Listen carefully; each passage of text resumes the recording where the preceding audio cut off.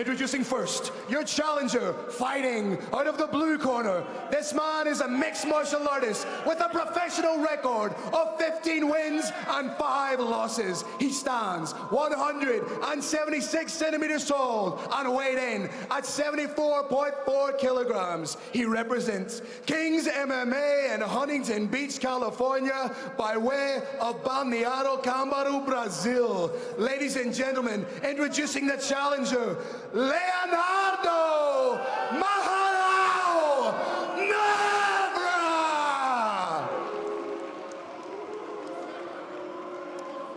And his opponent, standing across the cage, fighting out of the red corner. This man is a mixed martial artist with a professional record of 12 wins and 1 loss. He represents KHK Dagestan and fights out of the Kingdom of Bahrain by way of Russia. He stands 173 centimeters tall and weighed in at 74.8 kilograms. Ladies and gentlemen, introducing the inaugural, the reigning, defending, undisputed, brave, super lightweight champion of the world, Eldar Eldarov.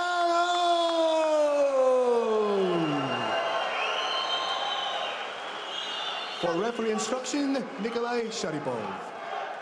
You guys are professional. Respect each other, observe the rules, okay? Listen to my commands, shook hands. Good luck.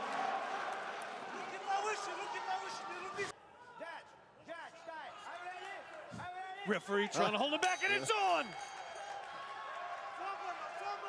All right, let's see here. There has been some tension between these two guys. And the crowd is behind the hometown hero, Eldar Eldarov. Eldar attacks first with an inside low kick. He's circling out away from what he perceives to be his opponent's power. Mafra is stalking, has not fired a shot off yet, trying to get his range, trying to get a sense of his opponent's reflexes, his timing tonight. Oh! Second shot of the night, big left hook from the champ. And it is worth mentioning that Eldar Eldarov's only loss is to Khabib Nurmagomedov, his close friend. And a loss to Khabib, I mean, that is nothing to be ashamed of. And the kick there from Mafra got Eldarov's attention. Interesting earlier, Eldar feinted a takedown. He feinted a single leg. I think he's gonna get Mafra thinking, am I gonna punch you in the head or am I gonna get in your hips and put you on the back and maul you? If he can get him thinking about 2 things at once, it is to his advantage hugely. Absolutely. And look at, I mean, it seems like Mafra is kind of waiting, kind of biding his time, waiting for the right moment. Eldar is finding his range early in this fight, much earlier than I had anticipated, because he's not a natural puncher. This is not the combat sport that he came up in, but he has learned to kick and to punch with devastating fashion. Absolutely. I mean, he looks very, very confident and calm and just, you know, at home here on the feet against, you know, a just Brazilian bruiser like Mafra. And Mafra seems to be targeting the legs a little bit, which I think is actually a smart thing because, hey, look at those tree trunks for thighs that Mafra has. And, you know, landing some early heavy leg kicks will definitely go a long way if the fight does go, you know, all 5 rounds or at least a couple more. Eldar's strikes are sophisticated. He's mixing up looping shots, shots coming up the middle from the inside, straight shots and kicks. I mean, Eldarov's striking has improved leaps and bounds. It has indeed. This is a man who used to jab to set up his takedowns. Now he's punching in bunches. I mean, he almost seems to be wanting to keep it standing here. And, you know, who could blame him? He's doing a great job so far.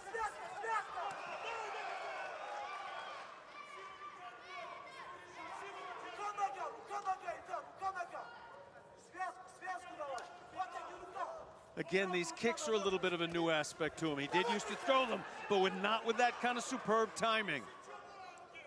Obviously, Eldarov's grappling and wrestling and top control is definitely his strength, but a lot of people don't know that he actually started out with karate at age 6. He then progressed to Sambo and Judo. Eldar keeping his back very close to the cage. Kick lands there for Mafra.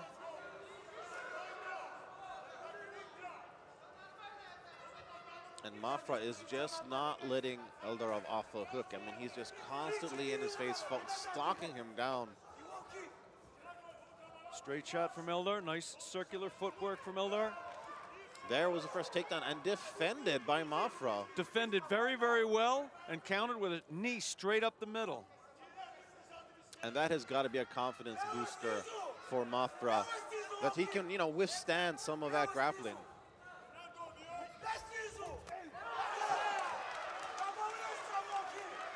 Again, it seems like Mafra is targeting Eldarov's legs. And yeah, I can definitely see the upside of that. But he cannot sleep on the striking and the counters of Eldarov.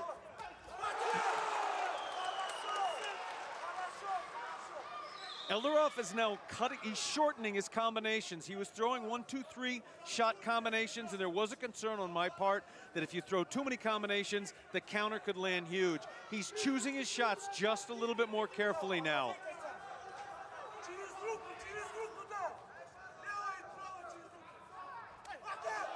Nice uppercut there, but mostly blocked from Mafra.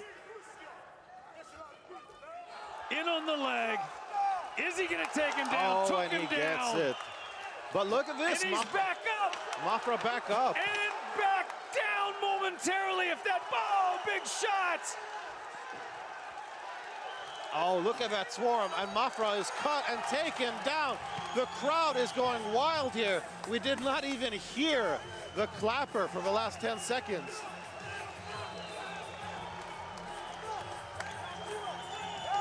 We've got a big discussion in Brave Combat Federation about who the most passionate fans are. Ireland, various other parts of the world. I would have to say the most gentle are the Indians. They cheer for the Indian fighter and for the fighter fighting the Indian fighter. These Russian fans are passionate. They are bringing it for their hero. And here's some of this incredible action. That shot was right on the button. Definitely perfectly placed strike there. And there is a bad cut that has opened up just over the eyebrow of Leonardo Mafra. Let's see if we can scan the highlights here to figure out when it happened. It looked like it happened there already. A little bit hard to see, actually. So many big shots landed to the head. I'm not sure when. Wow. That is a nasty cut. That's gruesome. Ladies and gentlemen of Brave Nation, large cuts can be not dangerous. It depends on depends on, among other things, the nerves underneath. A huge cut is not necessarily dangerous, and a small cut can be dangerous. We have excellent ringside doctors here. They're going to look very carefully at this cut and see if there's potential long-term nerve damage from it. If they're not, the fight is going to be allowed to continue. If there is, it will be stopped. The bout will be declared, in all likelihood, a no contest, and we will have a rematch. In the case of a no contest, or for that matter, a draw, the champion retains his title. But that's what we're going to be looking at if the doctor determines the fighter cannot continue. There's another avenue, though. If the cut was believed to be caused not by an accidental headbutt or something of that nature, but by a punch, the referee can stop the fight and award the fight directly to Eldar if he believes that the cut was caused by a punch. We've been looking for it. We have not been able to find it yet on the replays, but that does not mean it didn't happen. And it looks like the referee is stopping the fight. The referee has stopped it. Eldar Eldarov remains the Brave CF Super Lightweight World Champion. Eldar Eldarov retains his title. The crowd goes crazy. Look at this, and what a performance. And he did it almost all on the feet. He barely even spent any time in top position. I mean, talk about a statement win here. I do believe what we're seeing here is one of the best fighters in the world getting exponentially better. Using his wrestling, he was able to defeat almost everybody he ever fought. Now you add in these strikes, and this is an unbelievable world champion.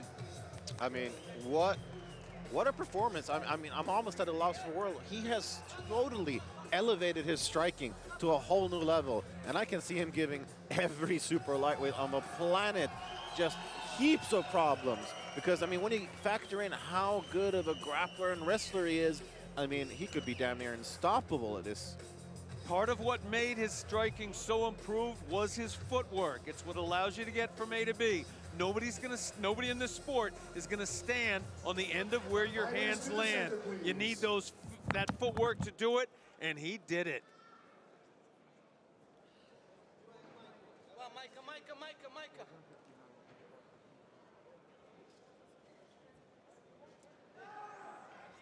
Fighters to the center, please.